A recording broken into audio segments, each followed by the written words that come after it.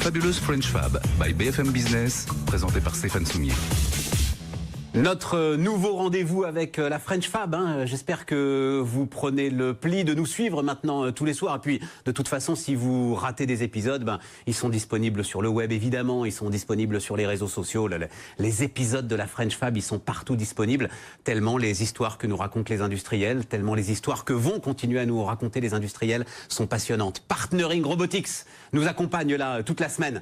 Ramesh Kossi, le jeudi, la question c'est les ambitions internationales. Alors pour vous, dans la robotique, dans l'intelligence artificielle, j'imagine qu'elles sont considérables. Bah écoutez, c'est une priorité.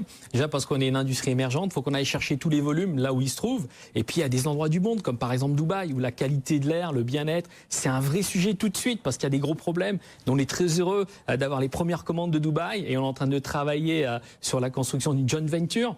Mais il n'y a pas que Dubaï, il y a la Chine. Je reviens d'un voyage en Chine où ils ont d'énormes problèmes sur la qualité de l'air. Mon robot Diawan, là encore, va être très utile.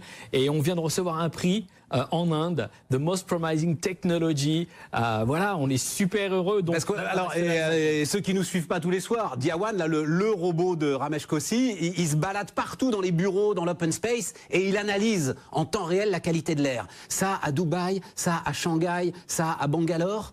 Ça intéresse tout le monde, ça intéresse la qualité tous de les open space du monde. C'est une problématique mondiale. Ouais. Mais il y a des endroits aussi plus terribles qu'en France, par exemple, comme à Delhi ou à Shenzhen. Mais bien sûr. Mais le robot, il fait pas que mesurer, il répare l'air. C'est ça qui intéresse les gens. Il a une action locale, puis il parle à la centrale d'air. Il va dire à la centrale d'air, là, tu te mets à fond, on a des problèmes de qualité de l'air. Il va dire à la centrale d'air, la qualité de l'air est bonne, tu brûles moins d'énergie, on fait d'énormes économies. Et puis, il crée des big data. Donc, vous voyez, il n'y a pas que la mesure, réparer et informer les gens. Vous avez des concurrents ailleurs dans le monde, Ramesh, rapidement? Aujourd'hui, Diawan, le robot du bien-être, c'est une première mondiale, mais ça va pas tarder à arriver. On voit des choses au CES. Ça commence à arriver, mais ils n'ont pas encore notre navigation grand environnement. 500 000 m², Cocorico, une première mondiale française, cette intelligence artificielle. On se retrouve demain pour la finale.